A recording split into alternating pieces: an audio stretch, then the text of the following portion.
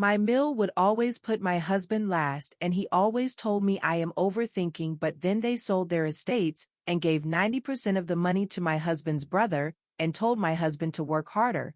So I finally exposed her in a family gathering, and my husband again thinks I did too much and wants me to apologize to them. Looking back, I should have seen the patterns long ago. My husband Greg always seemed to get the short end of the stick when it came to his mother Irene. From the moment I joined their family, it was clear that his older brother Stephen was her golden child. Greg, on the other hand, was treated like an afterthought. Whenever we visited her, her attention was focused squarely on Stephen, his work, his kids, and his latest achievements. She would barely ask Greg how he was doing, let alone acknowledge any of his accomplishments. At first, I thought I was imagining things. Maybe it was just her way, I told myself. Some parents were more expressive than others. Whenever I brought it up with Greg, he would brush it off, telling me I was reading too much into it. "That's just how Mom is," he'd say. "Not everyone wears their heart on their sleeve." But it wasn't just small things, it was big things too, like when Greg got a promotion at work and we excitedly told Irene about it during Sunday lunch. She nodded, muttering something about how Stephen had just landed a big client, completely eclipsing Greg's news. I saw the flicker of hurt in his eyes, but he quickly masked it, steering the conversation elsewhere. It was as if he'd learned long ago not to expect validation from her. Still, Greg never complained. He kept showing up and kept trying to earn her approval in ways I couldn't understand, and maybe that's why it hurt me so much. He deserved better. Things came to a head when Irene announced she was selling her family estate. The place was massive, practically a landmark in the town where Greg and Stephen grew up. She told us it was time to downsize and that the money would be split between the two brothers. Greg, ever the optimist, assumed the division would be fair. I wasn't so sure. As the months passed, Irene grew more vague about her plans. When Greg tried to ask her about the sale, she would brush him off, saying she wasn't ready to talk about it yet. Meanwhile, Stephen, who had fallen on hard times financially, began dropping hints about how much he could use some extra help. I could feel the storm brewing, but Greg refused to see it. By the time the estate was sold, Greg and I weren't even informed until after the fact. Irene casually mentioned over dinner one night that most of the money, 90% to be exact, was given to Stephen. Greg sat there stunned as she told him he'd have to work harder to make his own way. She said it with a laugh as if it were some light-hearted joke. Greg's face fell, but he didn't argue. Instead, he looked at me almost as if he were apologizing for her. My blood boiled. This wasn't just favoritism, it was blatant disrespect. I tried to catch my breath, trying to decide whether to speak up or let it go. I was tired of watching Greg be treated like he didn't matter, and I wasn't going to stand by anymore. The drive home that night was heavy with unspoken words. Greg's hands gripped the steering wheel tightly, his knuckles turning white. I knew he was upset, but true to form, he wouldn't say it. He rarely let himself feel angry when it came to his mother. For him, Irene's dismissiveness was something he'd long accepted, a fact of life he'd learned to live with, but for me this was the final straw. Once we got home, I couldn't hold it in any longer.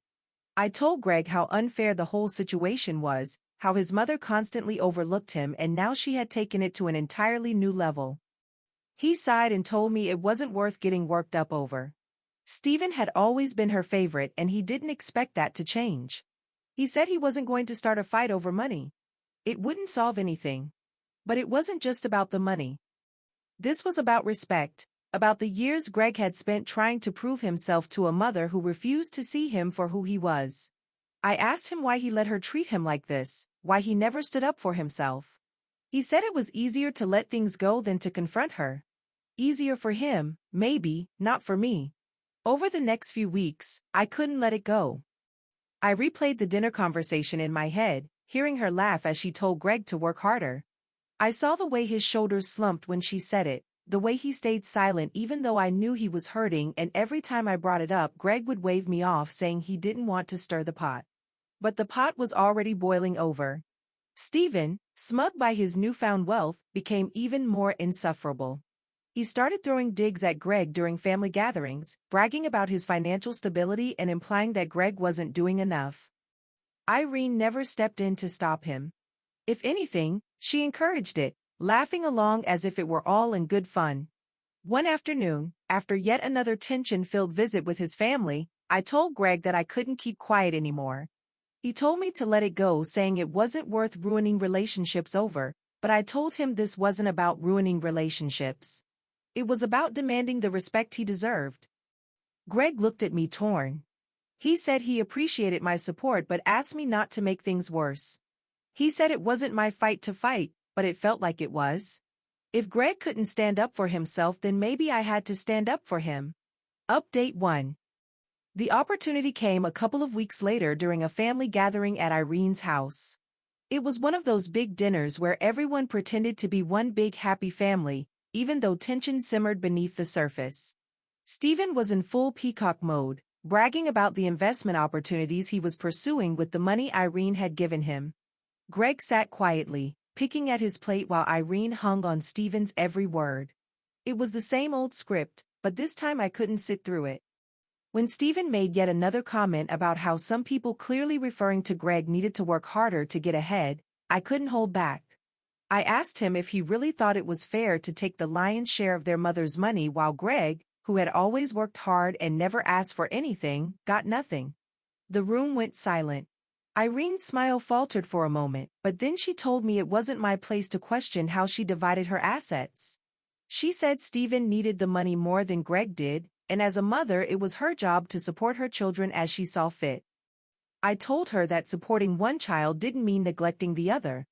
I told her how much Greg had sacrificed over the years and how he had always been there for her, even when Stephen wasn't. I told her that by constantly putting Stephen first, she was pushing Greg away whether she realized it or not. Irene's face turned red. She said she didn't appreciate me lecturing her about how to parent. She said Greg was a grown man and could speak for himself if he had a problem. I glanced at Greg hoping he would say something, but he just looked down at his plate. I could see the conflict in his eyes. He didn't want to upset his mother. I was getting angrier. Stephen, of course, couldn't resist chiming in. He told me that I was making a big deal out of nothing and that Greg didn't need a babysitter to fight his battles. I told him that this wasn't about babysitting. It was about basic common sense, which he lacked. Things escalated quickly. Irene accused me of stirring up trouble, and Stephen called me overly sensitive. I told Irene that she needed to take a hard look at how she treated her sons because her blatant favoritism was driving a wedge through the family. Greg finally spoke up, telling everyone to calm down. He said he appreciated my support but asked me to drop it. He said this wasn't the time or place to hash things out. Irene looked at Greg, her expression softening. She told him she loved him and that she didn't mean to make him feel unappreciated, but then in the same breath, she said that Stephen had simply needed her help more and that Greg should be proud of his independence. I shook my head, realizing she still didn't get it. This wasn't about Stephen needing help, this was about years of neglect and favoritism that had left Greg feeling like he would never measure up. As we left that night, Greg said I overdid it. He said it was too much. He said he didn't want to make things worse with his family. I told him that sometimes standing up for yourself means things might get worse before they get better. In my heart, I knew this wasn't over. Irene might never change, but I wasn't going to let her keep treating Greg like he didn't matter. Even if it meant stirring the pot, I was ready to keep fighting. Update 2. After that dramatic dinner, I expected some fallout, but not the kind that came. Irene didn't call Greg for days, which was unusual. Typically, she'd call him every other day to remind him about something trivial or to ask for help with some task Stephen couldn't be bothered to handle. This time there was radio silence. Greg brushed it off, saying she was probably just letting things cool down. I, however, suspected she was stewing. Sure enough, a few days later she finally called, but instead of addressing what had happened at the dinner, she opened with a guilt trip. She told Greg that my outburst had embarrassed her in front of everyone. She said she couldn't believe I had disrespected her in her own home. Then she said something that really set me off when Greg repeated it to me later, that I was turning him against his own family. Greg, of course, tried to play peacemaker. He told her that I was just trying to stand up for him because I cared about him. He said he didn't think I was trying to cause trouble, but Irene wasn't having it. She told him that a good wife wouldn't interfere in family matters, especially when it came to money. When Greg told me what she had said, I felt a flash of anger. A good wife? What did she even mean by that? Did she think a good wife should just sit quietly while her husband got treated like an afterthought? Greg, to his credit, defended me as best he could, but he also asked me to let it go for the sake of keeping the peace and asked me if I could apologize. I gave him a glare that shut him up and I told him that I couldn't promise anything if Stephen or Irene brought it up again. I said I wasn't going to sit silently and watch him be dismissed like this over and over. Stephen, meanwhile, seemed to be reveling in the drama. He started posting pictures of his new investments on social media, fancy dinners, a shiny new car, and some flashy business venture that looked more like a scam than anything legitimate. It was clear he was enjoying the cash flow Irene had handed him. When Greg saw one of Stephen's posts, he let out a heavy sigh. He didn't say anything, but I could tell it bothered him. I told him he had every right to be upset. I told him he deserved better than to be treated like the family's backup plan, always expected to pick up the slack while Stephen reaped all the rewards. Greg said he didn't want to start another fight. He said it was easier to just let Stephen do what he wanted and focus on our own lives. But I could see how much it hurt him, even if he wouldn't admit it outright. Update 3. 2 weeks passed and things seemed to settle down, or so I thought. Irene wasn't calling as often and Stephen was busy flaunting his new lifestyle. But then out of the blue, Irene called Greg and asked him to come over for a family discussion. She said it was important and that Stephen would be there too. Greg hesitated, but ultimately agreed to go. He asked me to come along, but I wasn't sure if I wanted to face Irene again so soon. Still, I knew Greg would need someone in his corner, so I went. When we arrived, Stephen was already there, lounging on the couch like he owned the place. Irene greeted us stiffly, barely looking at me as she ushered us into the living room. She wasted no time getting to the point. She said she wanted to talk about moving forward as a family. She said the tension between us wasn't healthy and that we needed to find a way to move past it. At first, I thought she might actually be ready to take some accountability, but then she started talking about how I needed to apologize for my behavior at the dinner. She said I had disrespected her and undermined her decisions and that if I wanted to be part of the family, I needed to make amends. I couldn't believe the load of rubbish she was spouting. I told her that I wasn't going to apologize for standing up for Greg. I said that she needed to take an extra hard look at how her actions were affecting him. Stephen, of course, jumped in to defend Irene. He said I was purposely being overly dramatic and that I needed to stop causing problems. He said that Greg didn't have an issue with how things were, so why should I?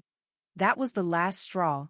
I told Stephen that Greg didn't speak up because he had spent his entire life being conditioned to believe his feelings didn't matter. I said that just because he was used to being treated unfairly didn't make it right. Irene looked furious. She said that she had always done her best for her children and that I had no right to judge her as a mother. She said that if Greg had a problem, he should say so himself. Greg, who had been silent up until that point, finally spoke up. He said that he appreciated me standing up for him, but he didn't want to fight with his family. He said he just wanted everyone to move on and focus on the future. Irene softened slightly when he said that, but she still insisted that I needed to apologize. She said it was the only way to move forward as a family. I looked at Greg hoping he would back me up, but he just looked torn. I could tell he wanted to keep the peace, and even if it meant throwing me under the bus. I told Irene that I wasn't going to apologize for speaking the truth. I said that if she wanted to move forward, she needed to start treating Greg and me with the respect we deserved. I told her that she should be the one apologizing to me and Greg, even though he was too much of a coward to tell her that to her face. Greg looked stunned. He didn't expect me to be so furious. I walked out on them. Greg tailed me, apologizing, saying I didn't need to apologize to anyone. I didn't speak to him. The conversation ended on a tense note. Irene didn't get the apology she wanted and I didn't get the acknowledgement I was hoping for. Update 4. After that disastrous family discussion, Greg became quieter than usual. He apologized to me multiple times, begging me to calm down. He said he would do better. I could tell he was trying to process everything, torn between his loyalty to his mother and brother and the clear unfairness of it all. I tried giving him space, but I couldn't hold back my frustration every time I saw another one of Steven's smug posts or Irene's passive-aggressive messages. One evening when Greg got a call from Steven, I only heard his side of the conversation, but it was enough to get the gist. Steven was bragging about another investment, and it involved some of the remaining estate funds that Irene had apparently handed over to him. Greg looked pale as he hung up. When I asked what was wrong, he told me that Steven had decided to buy into some luxury apartment complex as a silent partner. Greg had tried to ask where the money was coming from, but Steven had brushed him off, saying Irene had backed him so Greg didn't need to worry about it.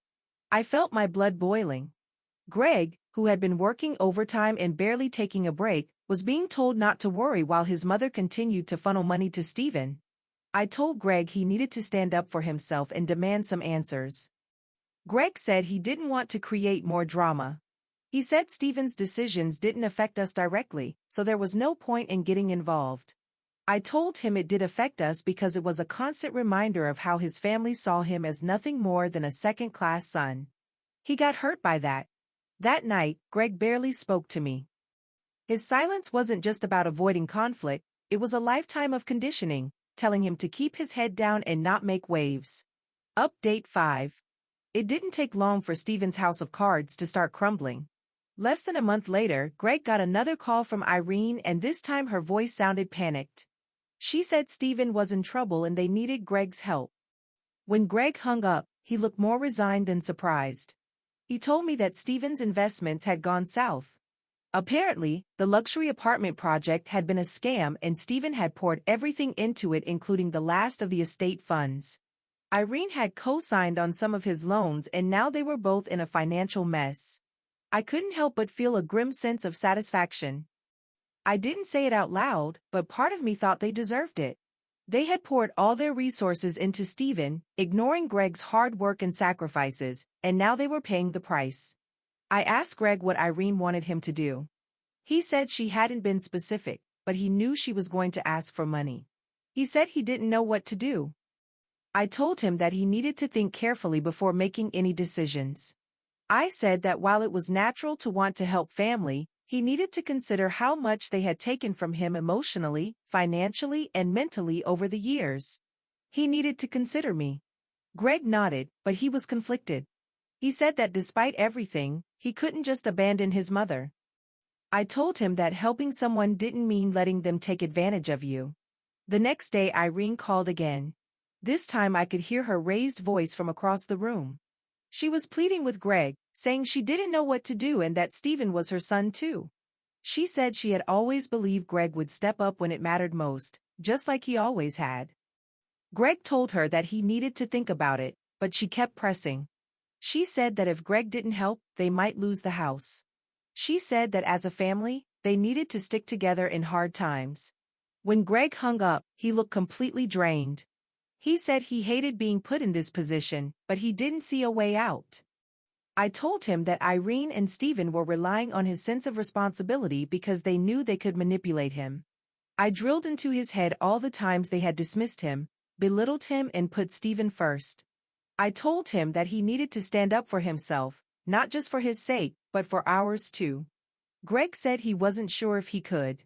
He said it felt wrong to turn his back on his family even after everything they had done. I told him that setting boundaries wasn't the same as abandoning them. I said that he could care about them without sacrificing his own well-being. I told him that if he kept letting them take advantage of him, they would never learn to take responsibility for their actions. Greg didn't say anything for a long time. He only said he needed time to think. That evening Irene called me. She said she wanted to explain her side. She said that she had only given Steven the money because she believed he had the potential to turn it into something great. She said she had always hoped Greg would understand that Steven needed more help than he did. I told her that Greg had always needed her support too, but she had been too focused on Steven to see it. I told her that it wasn't fair to expect Greg to clean up their messes just because he was the reliable one. Irene said she didn't know what else to do. She said she was desperate and that Steven had promised he would make things right, but now he was avoiding her calls. She said she felt like she had no one else to turn to. I told her that was fantastic and that now she could finally see the results of the choices she had made. I yelled at her that expecting Greg to fix everything wasn't the answer and it wasn't fair to put that burden on him. Irene didn't respond for a moment, and when she did, her voice was shaky. She said she never wanted things to turn out this way. She said she had always believed she was doing what was best for her family, but now she wasn't so sure. I told her that it wasn't too late to start treating Greg with the respect he deserved, but she shouldn't expect any money. I said that if she truly wanted to make things right, she needed to stop taking him for granted and start taking responsibility for her own actions. I hoped Irene had finally gotten the message, but I knew it would take more than one conversation to undo years of favoritism and entitlement. Greg and I talked late into the night. He said he wasn't sure what he was going to do, but he thanked me for standing by him. He said he appreciated my honesty, even when it was hard to hear. I told him that I wasn't going to stop fighting for him, even if it made things uncomfortable. I told him to get used to it. Update 6. It wasn't long before Irene and Steven's financial situation spiraled further out of control. The calls became more frequent, each one carrying a new wave of desperation.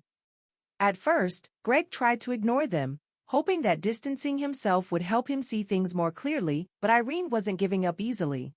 One evening, Greg finally decided to answer. Irene wasted no time laying out her situation. She said Steven had disappeared and she wasn't able to contact him for days now. She said she was at her wit's end and didn't know how she was going to manage. Greg listened quietly. He was exhausted. Irene told him she knew he had every right to be upset but begged him not to abandon her now. She said that Steven was still her son no matter what he had done and that as a family they had to stick together and that Steven would come around, but till then she needed his help. He hung up on her, and when I asked what he was thinking, he said he didn't know how much more he could take. He said he felt like every time he started to move forward, his family found a way to drag him back. I told him that he needed to set boundaries even if it was uncomfortable. I reminded him that Irene and Steven had made their choices and it had nothing to do with him anymore. Greg nodded. A few days later, Irene showed up at our door. She said she needed to talk to Greg face to face. She told him that she realized she had made mistakes, but she was desperate. She said she was scared of losing everything and didn't know where else to turn. Greg told her that he understood she was struggling, but he couldn't keep putting his life on hold to bail her out. He said that he had spent years trying to prove himself to her, and it had taken him this long to realize that he didn't need her approval to be happy. He said he was happy with me, and he wanted to provide me with a good life, and he wasn't ready to sacrifice our life to get into her and Steven's mess. I was proud of him. He had finally said no. Irene started crying, saying she never meant to make Greg feel that way. She said she thought that she was doing what was best for the family, but now she could see how much it had hurt him. She begged him to forgive her and to give her another chance to make things right. Greg told her that forgiveness wasn't the issue. He said he had already forgiven her, but that didn't mean he was going to let her take advantage of him anymore. He told her he loved her, but he needed to prioritize his own well-being for once. Update 7. I thought that conversation might have been the end of it, but a week later, Irene called again, and this time her tone was different. She sounded more resigned, almost defeated. She told Greg that the situation was worse than she had let on. She said the house was on the verge of foreclosure and if they didn't come up with a solution soon, she would have nowhere to go. Greg was quiet for a moment before asking her how much she needed. When she told him the amount, his face fell. He told her that we didn't have that kind of money and even if we did, it wouldn't solve the root of the problem. Irene didn't take that well. She said she couldn't believe Greg was turning his back on her after everything she had done for him. She said she had always believed he was the dependable one, the one she could count on when things got tough. That was the breaking point for Greg. He told her that being dependable didn't mean she could punch a hole through him and rip his heart out. He said that no matter what he did, she was never going to be satisfied. He told her to take these expectations and shift them to Stephen. Since the money from both the houses and land went to him, he said he was done trying to prove his worth to someone who only valued him when it was convenient. After he hung up, Greg looked more at peace than I had seen him in years. He hugged me tightly and said he finally understood that he couldn't keep sacrificing himself for people who didn't appreciate him. He said it hurt to let go, but he knew it was right. I made it a point to remind him every day how proud I was of him for standing up for himself. It wasn't easy and Greg doubted his decision, but each time we reminded ourselves that setting boundaries wasn't selfish. It was necessary. Edit. Irene did try to reach out again. She had always been quick to blame others and slow to take responsibility. It was clear she hadn't changed.